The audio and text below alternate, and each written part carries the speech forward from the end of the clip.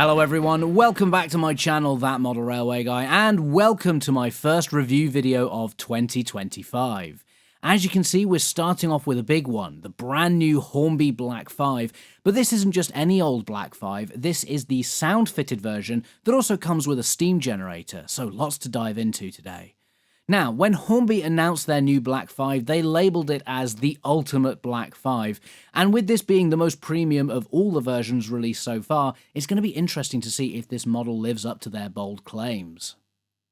So let's take a look at the general specs before we dive into the model itself. This is R30225SS, the SS there denoting that this is both a sound and steam fitted model.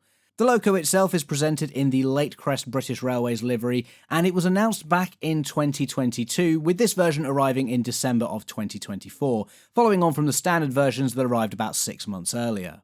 It features a 21-pin DCC decoder socket, and like I said, it's pre-fitted with both an HM7000 sound decoder and the new steam generator, as well as working lamps and a firebox LED. That does come at a price though, with the RRP of these models being £319.99, or around £288 at the retailers. Personally though, I managed to get this at a really good price for £215.99. I believe that was thanks to Hornby honouring a pre-order price and also using an offer they were running at the time that I ordered it, so I definitely feel like I lucked out with this one.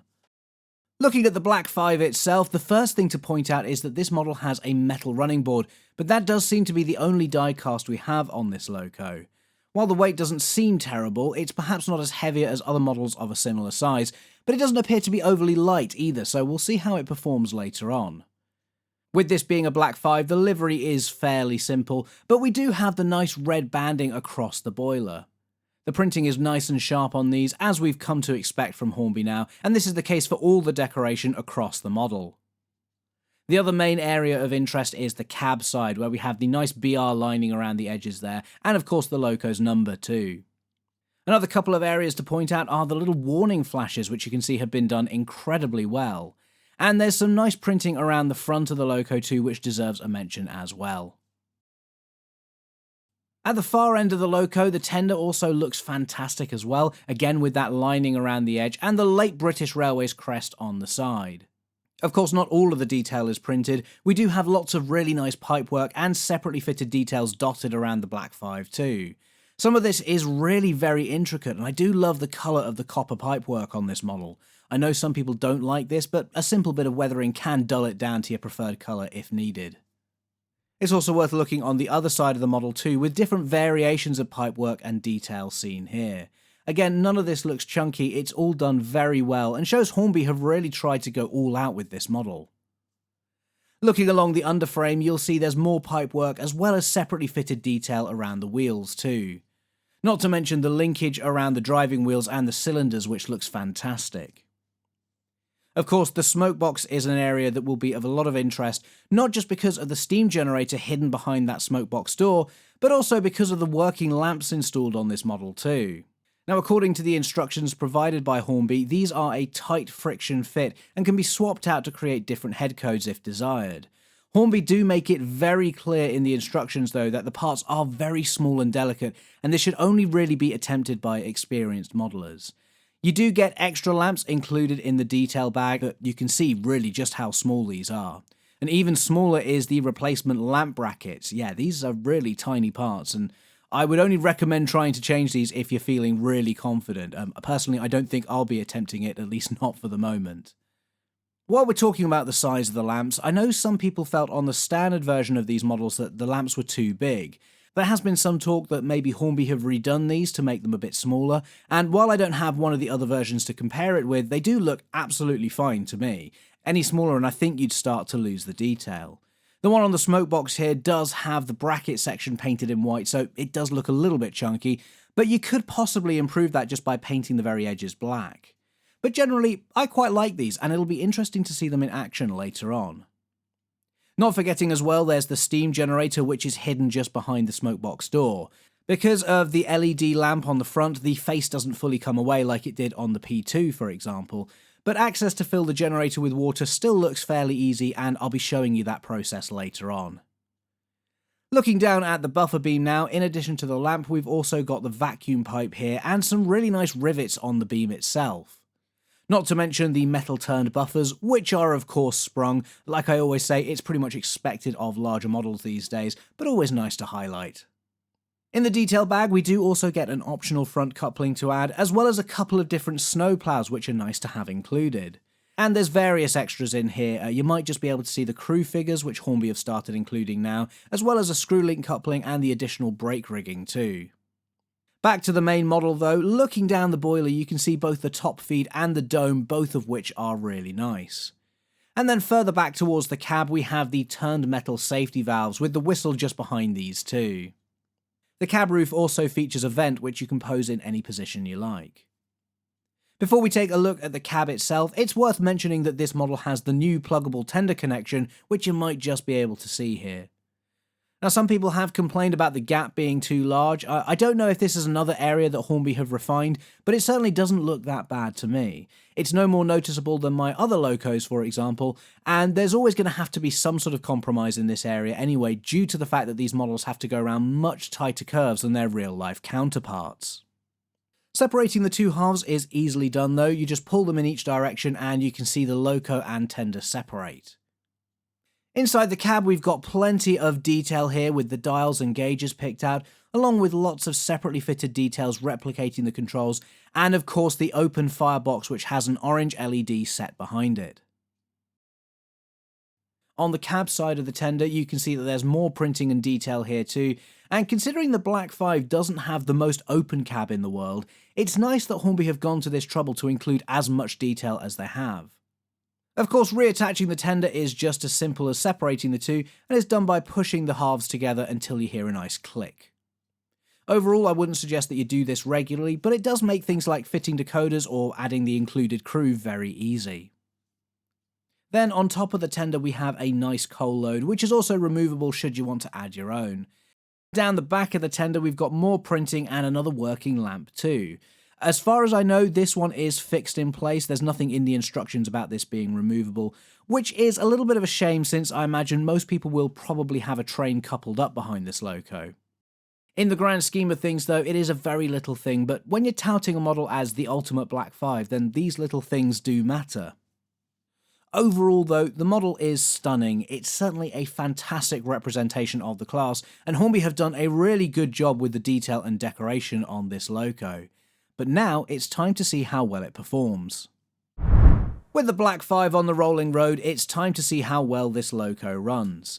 I'm turning up the power now, and you can see the wheels start turning there nice and slowly, so yeah, this is probably a really nice shunting speed for the Black 5.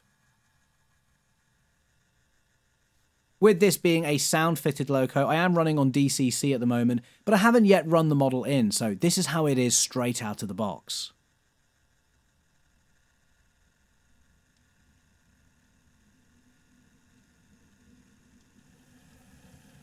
At higher speeds, the model is really nice and smooth, very little noise aside from the wheels turning on the rolling road, so this is a really nice quiet runner. And the linkage is really nice to see moving with the wheels there too. Also, let's not forget those headlamps. These can be switched on and off using function 0 on your controller, and actually I really like the look of these. The warm glow to them seems just right. In reverse, the running quality is very much the same, nice and smooth at both the low and the higher speeds. I will say that this model does seem very stable. Most locos I run on this rolling road have a little bit of natural wobble to them, but the Black 5 feels locked in place, so that's a really good sign for running on the layout later on. Also, the rear tender light has now come on too, and this automatically switches depending on which direction you're running in. Finally, we have the firebox LED, which you can see has a nice warm orange colour to it, as well as a slight flicker there. Unfortunately, like Hornby's other models with this feature, the LED is on permanently. There's no way to control whether it's on or off, or to even link it to the coal shoveling sounds, which is a shame since this is a basic feature for models from pretty much every other manufacturer, and it's a bit confusing as to why Hornby still haven't implemented this, especially now that they're using 21-pin decoders. Overall though, the Black 5 seems like a really good runner, the typical smooth, silent performance that we're used to getting from Hornby's premium models, and I have to admit I'm very excited to get this running on the layout. First though, I think we do have to check out the steam generator function, since I imagine that's what a lot of you are going to be eager to see. So I've switched over to a black background so that we can see the steam a bit more easily. But before I can test out the generator, we need to fill the reservoir with water, and like I showed earlier, this is done by removing the front of the smoke box. The face just pops off, and it's a little hard to see, but there's a small opening at the top left here.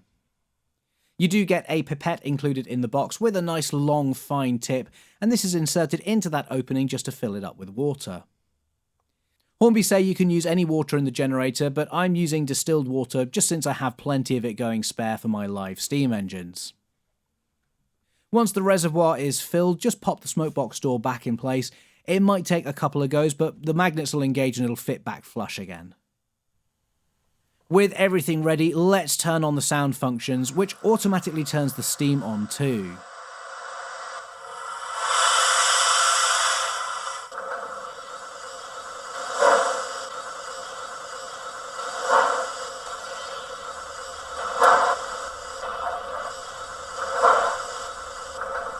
And there we go, doesn't that just look fantastic?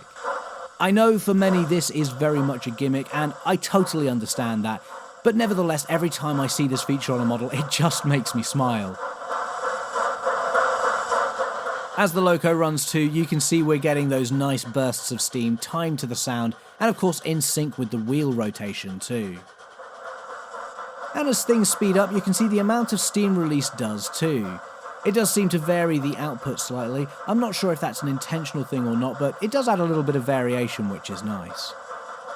So, like the P2, the steam generator is a big hit from me, and yeah, I just can't wait to get this on the layout. I'll get the loco run in for an hour or so, and then we'll go through all of the sound functions before doing a little running session on Pitley, but I'll do all that off camera, so see you in just a moment.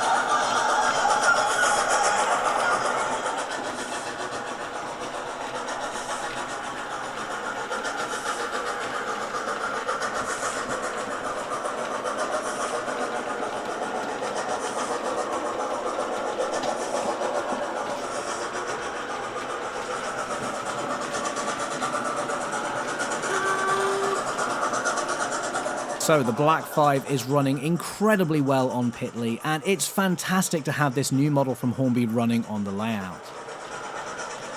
Regarding the pulling power, the layout is on a slight incline, and I did get the loco to slip a little when I added a heavy die-cast brake band to the back of this train initially, which is why the southern one is on there currently. That said, it didn't come to a complete stop, and it was on a little bit of an incline and also a curve too. But generally, it's coped fine, so I think as long as you're using modern free-running rolling stock, it's going to be perfectly acceptable for the vast majority of modelers. But if you're wanting it to haul 12 heavy kit-built coaches, you might have a bit of an issue.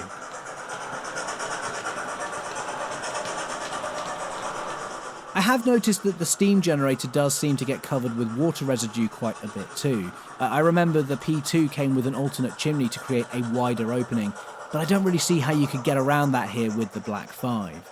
It's easy enough to solve though. You can just use a small bit of tissue to soak up the excess moisture every so often. Overall though, this is a great model, but is it the ultimate Black 5? Well, I'm inclined to say no, simply because I just don't think any model is perfect, and this hobby is all about compromise. But it's certainly not for lack of trying on Hornby's part.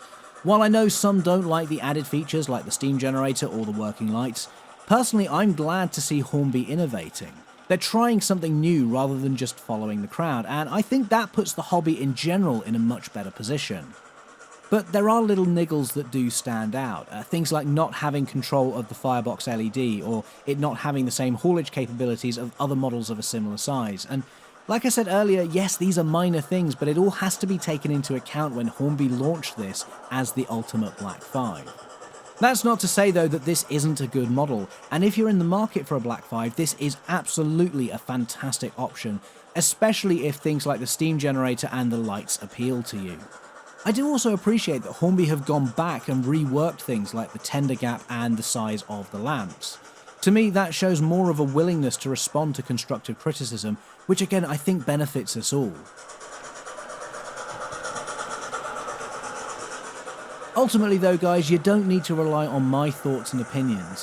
Hopefully through this video you've been able to see for yourself whether the Black 5 is a model that will be joining your collection. And as always, I do recommend that you look at multiple sources before making a purchase. Anyway, that's going to be it for today guys. If you haven't already, please do subscribe to the channel to join our little model railway community here, and let me know what you guys think down in the comments too. In the meantime, thank you so much for watching everyone, and I'll see you in the next video. Bye!